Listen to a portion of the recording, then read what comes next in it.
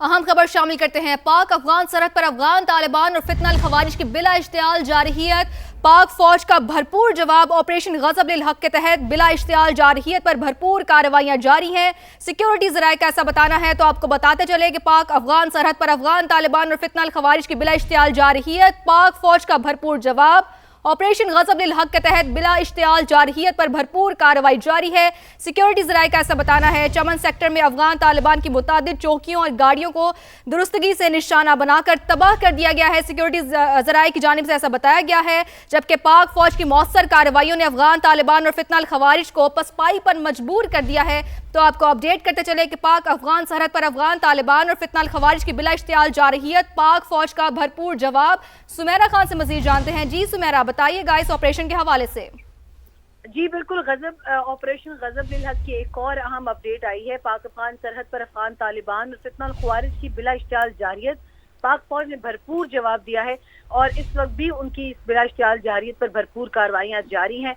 पाक फौज ने चमन सेक्टर में अफगान तालिबान की मुतादिद चौकियों और गाड़ियों को प्रिसिजन से निशाना बनाकर तबाह किया है और ये भी बताया जा रहा है कि इस वक्त भी उनको ये तमाम तर जवाबी कार्रवाइयाँ जो है वो दी जा रही हैं।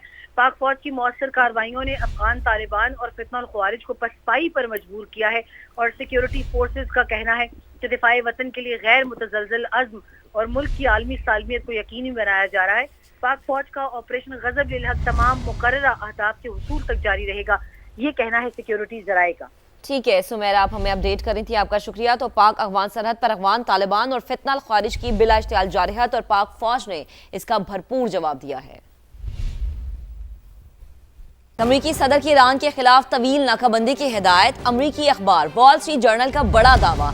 लिखा, ट्रंप ने मुशीरों से कहा कि तेहरान की मईशत और तेल की बरामदात पर दबाव बरकरार रखा जाए। इससे ईरान के तेल जखीरा करने और बरामद करने की सलाहियत मुतासिर हो रही है। बंदरगाहों से आने जाने वाले जहाजों को रोका जाए। अमरीकी अखबार के मुताबिक ईरान ने सालिसों को बताया कि सुप्रीम लीडर से मुशावरत के लिए चंद दिन दरकार है। सदर ट्रंप ने 20 साल से कम यूरेनियम अफसूदगी का मुतालबा मुस्तरद कर दिया।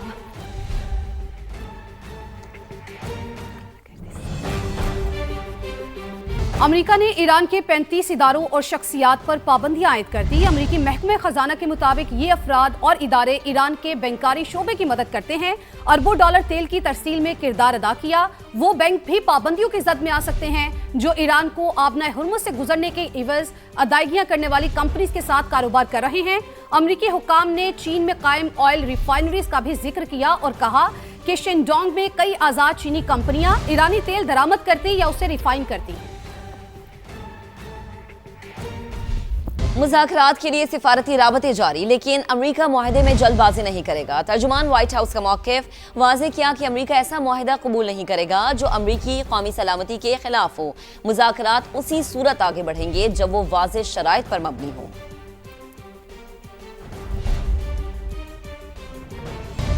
बरतानवी बादशाह चार्ल्स का दौरा अमेरिका। व्हाइट हाउस में मोअज़्ज़िज़ मेहमान के एजाज में इशाया। सदर ट्रंप ने खिताब में कहा, शाह चार्ल्स भी मुत्तफिक हैं कि ईरान जौहरी बम नहीं रख सकता। ईरान ने बताया वो तबाह हो चुका है। शाह चार्ल्स ने कांग्रेस से शानदार खिताब किया, मुझे उनसे वाज़ेह तौर पर हसद महसूस हुई। शाह चार्ल्स ने कांग्रेस से खिताब में व्हाइट हाउस के प्रेस डिनर पर हमले की मजम्मत की। ईरान ने अक़वाम मुत्तहिदा के सेक्रेटरी जनरल को खत लिख दिया जिसमें अमरीकी नाकाबंदी की मजम्मत की।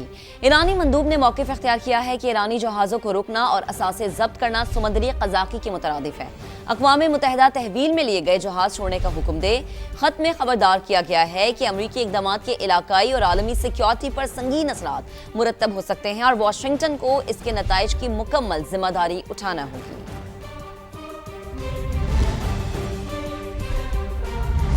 मशरिक़ वस्ता जंग के आलमी मईशत पर गहरे असरात। तेल की आलमी कीमतें 2022 की बुलंद तरीन सतह पर जाने का खदशा। वर्ल्ड बैंक ने तवानाई की कीमतें 16 से 24% तक बढ़ने से दुनिया में महंगाई की नई लहर आने का इम्कान जाहिर कर दिया। आलमी बैंक ने सिर्फ मुस्तहिक तबके को टारगेटेड सब्सिडी देने की सिफारिश कर दी है। रिपोर्ट करेंगे शकील अहमद। के वुस्ता में जारी जंग से आलमी मंडियों को शदीद दबाव का सामना है। आलमी बैंक ने कमोडिटी मार्केट्स आउटलुक रिपोर्ट 2026 में खबरदार कर दिया। रिपोर्ट के मुताबिक तेल की आलमी कीमतें 2022 के बाद बुलंद तरीन सतह पर जाने का खदशा है। अगर जंग तवील हुई तो कीमत $115 फी बैरल तक जा सकती है।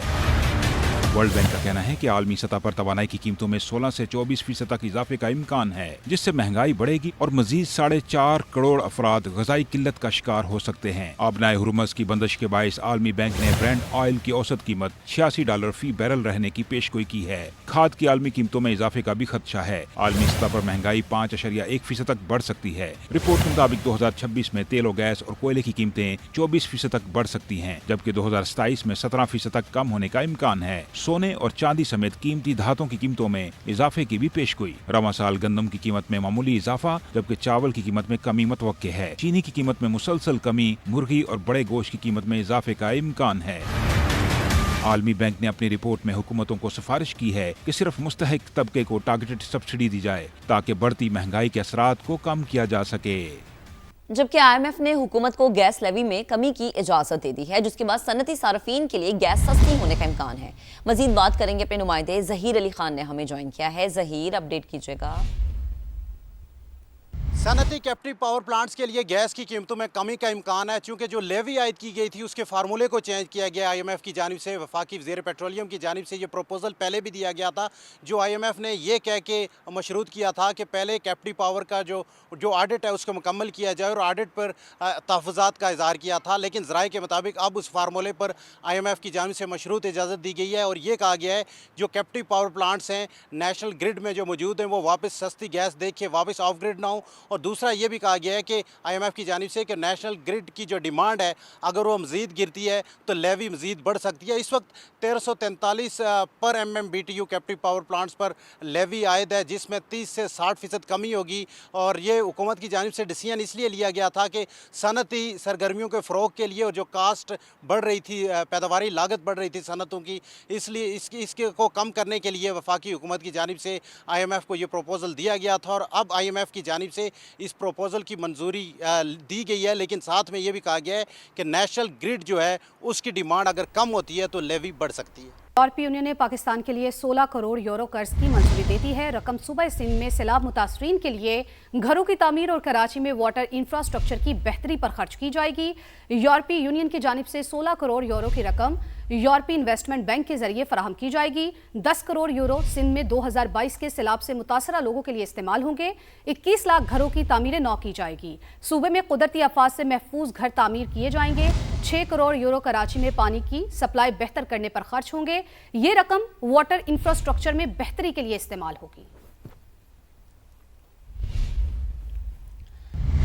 अहम मुलाकातों का जिक्र करेंगे वज़ीर आज़म शहबाज शरीफ से वफाकी वज़ीर सेहत मुस्तफ़ा कमाल और मुआविन ख़ुसूसी बराए सनत व पैदावार हारून अख्तर ने मुलाकात की है।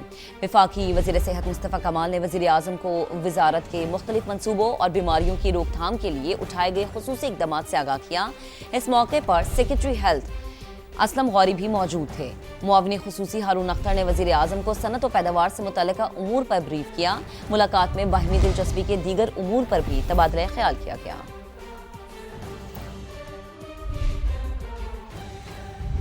मुल्क भर में टीबी की तशख़ीस के लिए इस्तेमाल होने वाली जदीद किट्स की किल्लत पैदा हो गई। जीन एक्सपर्ट टेस्ट सिर्फ संगीन और तरजीही मरीजों तक महदूद कर दिया गया है। बरवक्त तशख़ीस में ताख़ीर से बीमारी के फैलाव का खतरा बढ़ गया।